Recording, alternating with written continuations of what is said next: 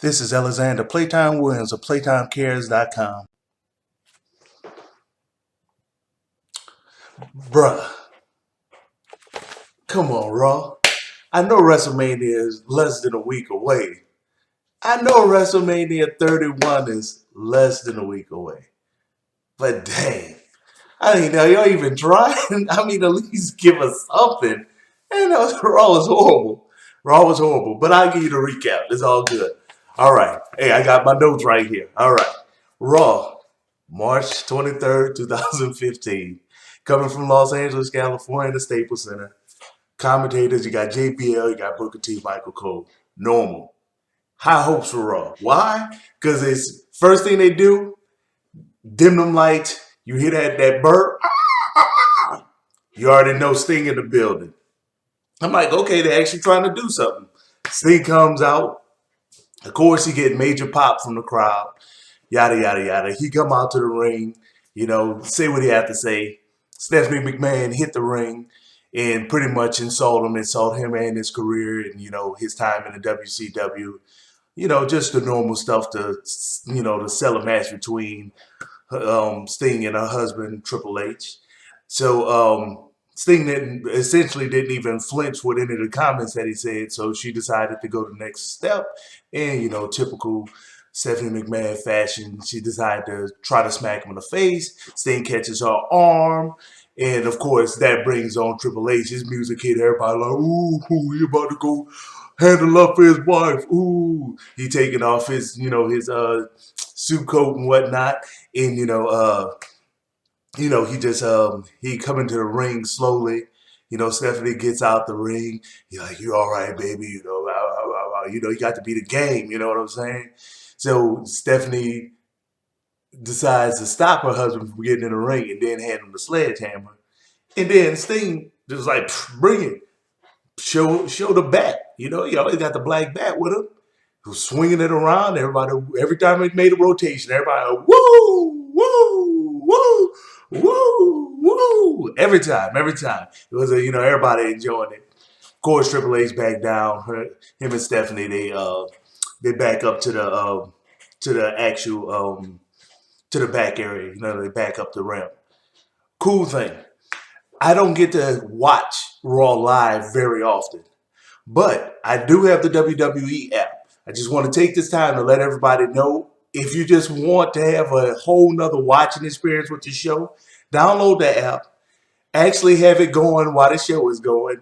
It's cool because they actually hit the button that says second, what they say, like second screen or second live showing or whatever. It's gonna bring you over to the interactive part with the show. So you get to vote on the polls. Everybody knows that, but they always throwing cool little pictures. They're people that's tweeting. They're showing the tweets from that caught their eye about the stuff. They show fan art and everything.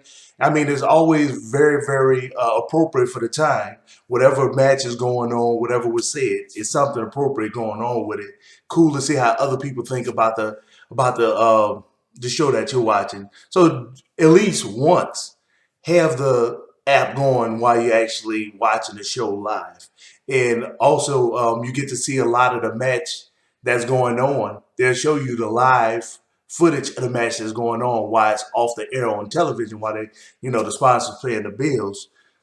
They actually have that for you, and you get to see a little bit more of the matches. So that was a cool thing. So we fast forward over. What's the next match? You have what did you have?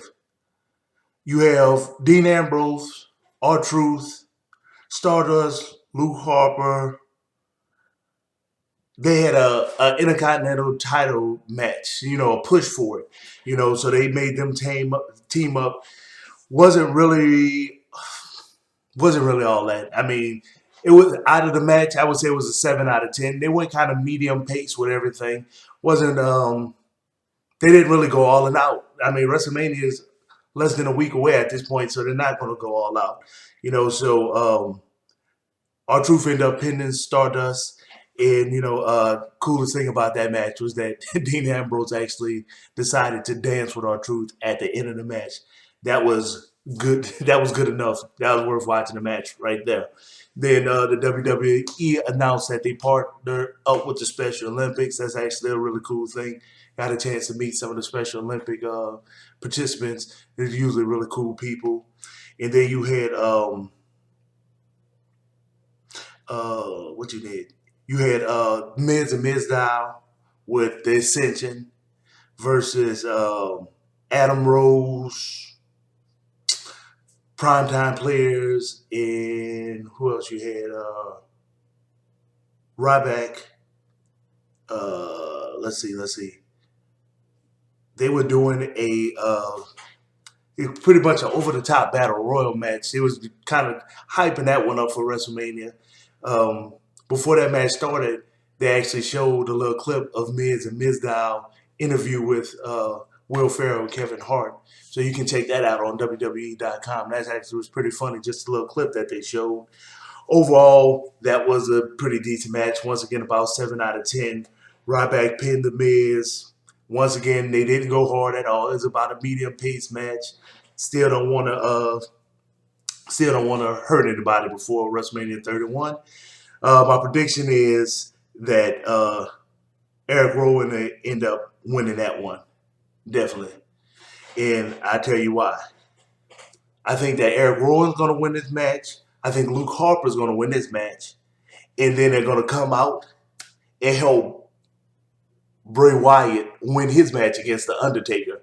Or even if they don't, even if Undertaker wins by DQ, they're gonna form a stronger union. You're gonna have one with the Intercontinental belt. You're gonna have one with the prestige of winning over the top battle royal, and they're gonna come together and they're gonna reform and try to be the new face of terror in a thing and try to take it over, kind of the like the Shield did for a nice bit of time. But I might be overthinking stuff. But I think it would be a cool angle. Um, Randy Orton music, he hit. People wasn't even. I mean, it was about medium range for him with his pops. Um,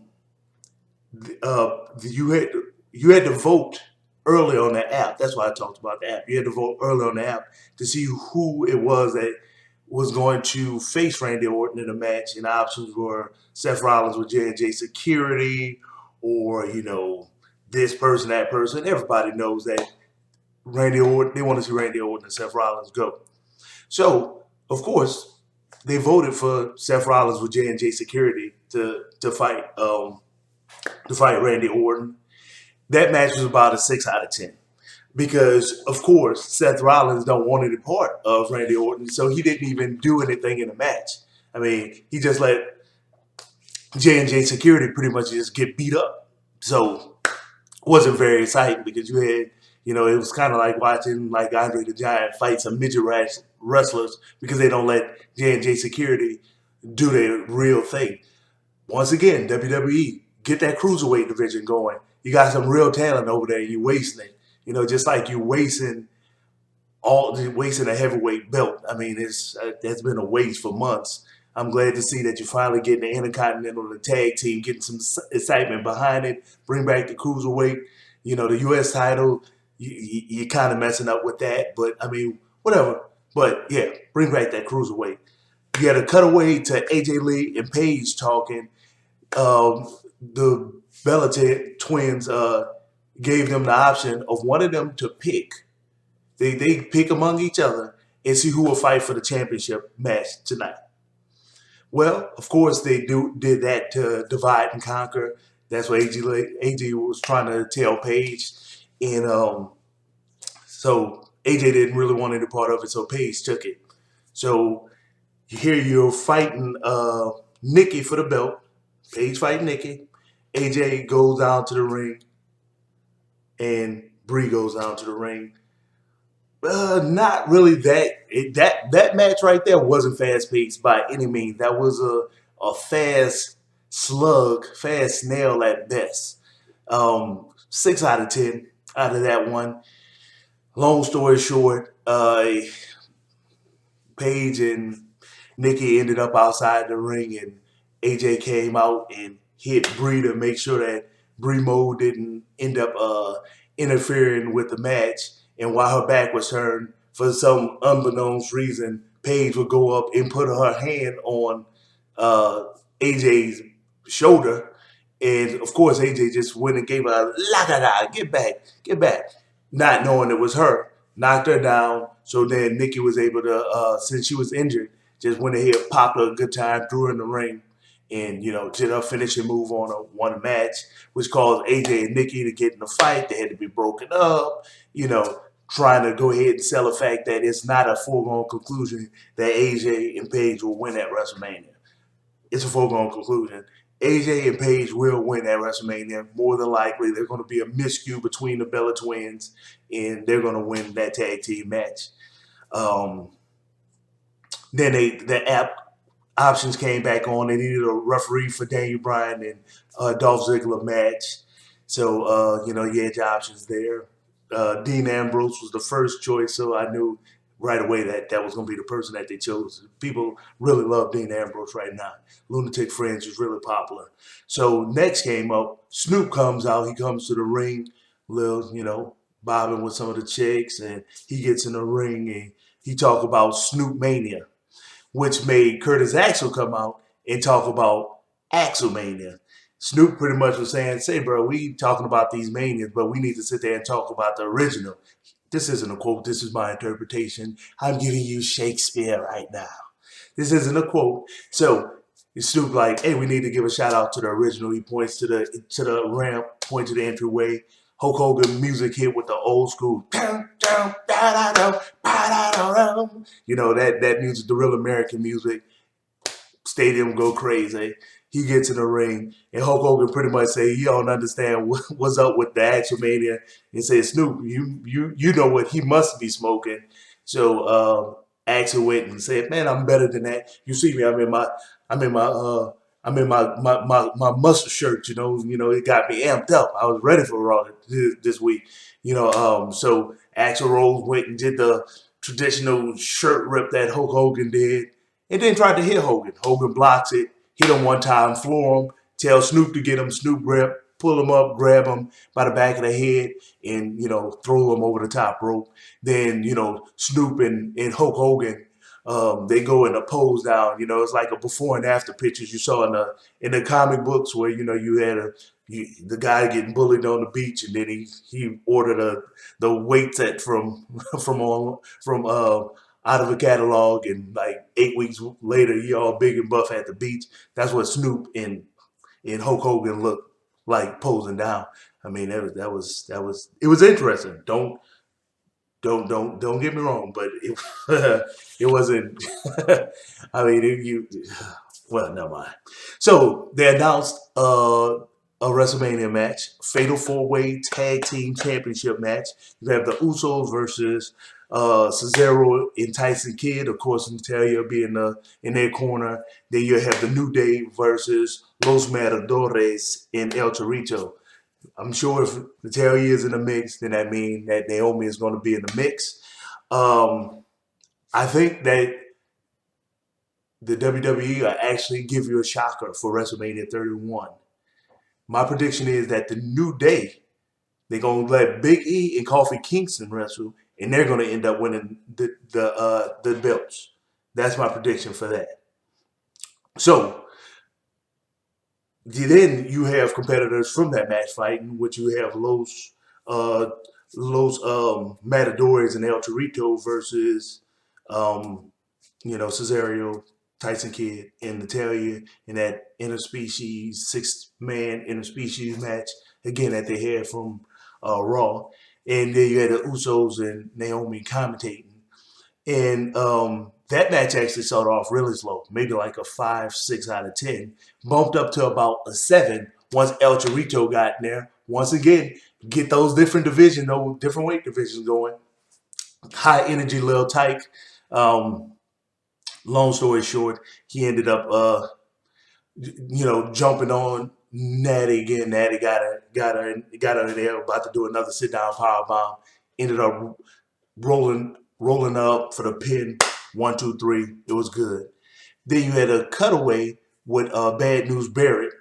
He finally got his belt after all of this time, after people keep such his belt, finally got it. Kane walk in and pretty much say, look, we got a match that's showcasing the Intercontinental Championship for WrestleMania. We need your belt. He's like, heck no, man, I just got the thing. I only had it for 3 days. You ain't getting it. He was like, well, because I'm pretty much the man. I'm the director of operations. If you don't give it to me, I'm gonna strip you of the title anyway. It ain't gonna be yours. So he gave it to him begrudgingly, and they hung it above the ring. Next match you had was Rusev versus Jack Swagger. Bruh, why you even had a match? Y'all already building up Rusev is like he's just this unstoppable machine. Once again, I'm trying to figure out if you had the authority, fire the big guy. Why isn't the big guy? He was in a hunt for the United States Championship before he got fired. He comes back and you just put Ryback in the background like he never had a feud going. He kept beating up Rusev, and now you want Cena to be the savior. But let me get back to the match. Rusev versus Jack Swagger. Why even bother? You already know that Jack Swagger, after getting beat up for months and months, and Rusev is gonna get beat up this time. They're not gonna make Rusev be vulnerable before WrestleMania. So it was a decent match, but not really all that decent because it was too predictable.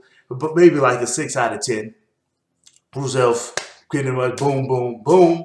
He go ahead and put him in an accolade, put him in that submission move, the modified camel clutch, trying to make Rusev into the new version of the Iron Sheik. He got him in that modified camel clutch, and he wouldn't let go. Referee, let him go. Cena music hit. Everybody, oh yeah, Cena sucks. He sucks. He's horrible.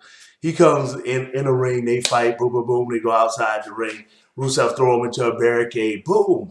Back first. Then he pick him up, ram his spine into the ring post, and then he go ahead and he throw him across the announcers table. He just started dog walking Cena. Long story short, Rusev ended up putting Cena in the accolades on top of the announcers table. Wouldn't let it go. I loved every bit of it because Cena sucks. He's just horrible. But as a wrestler, as a person, I think a lot of the stuff he does is awesome.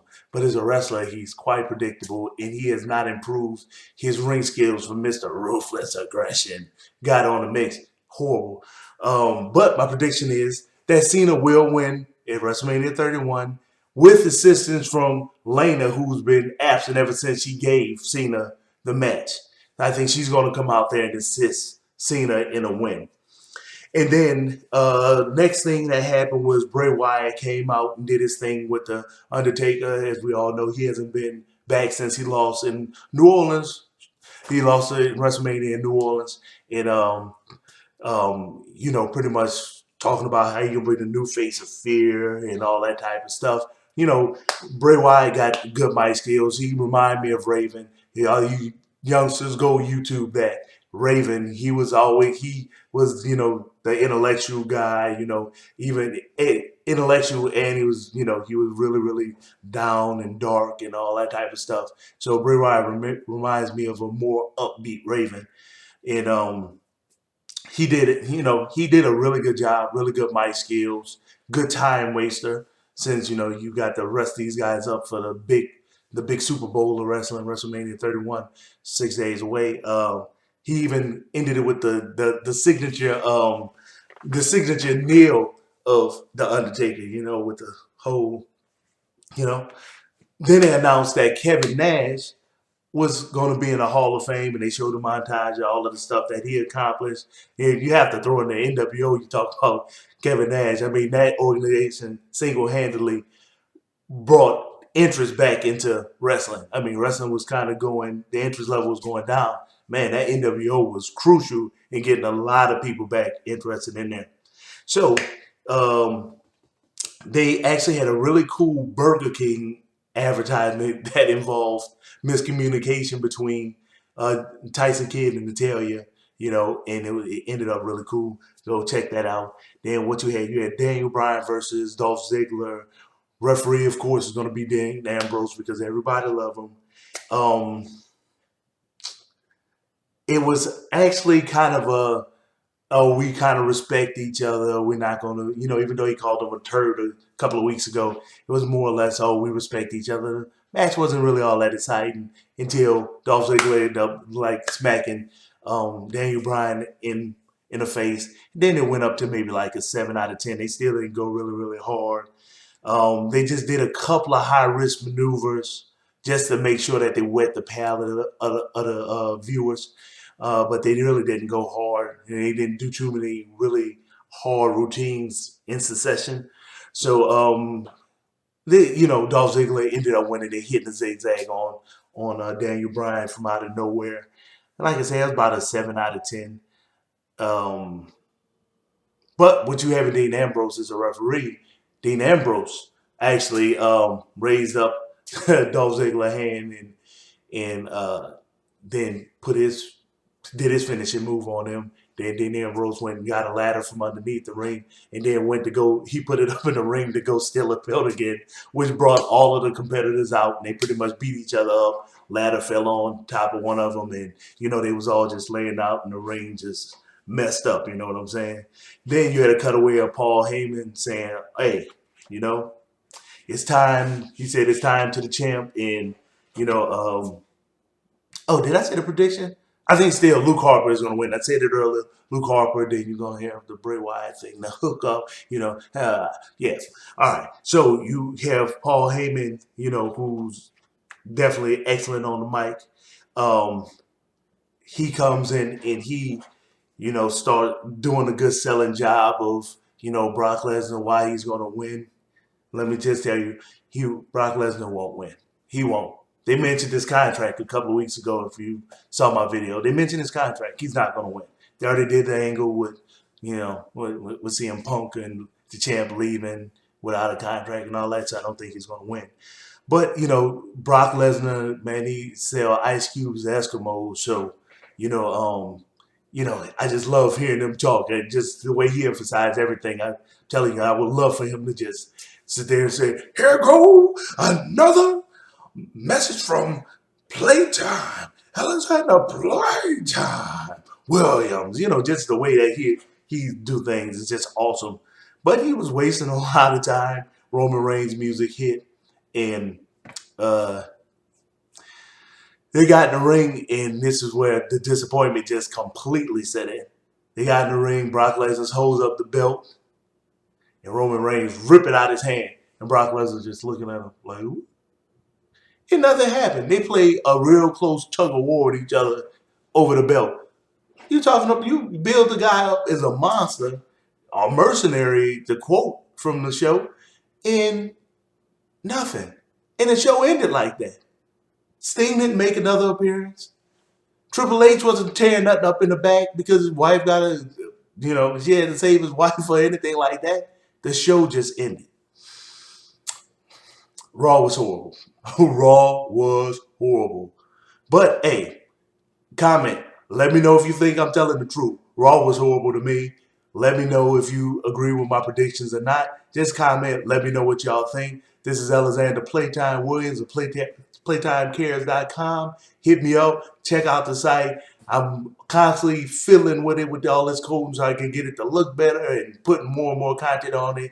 Hit me up. Let me know what you think. Later.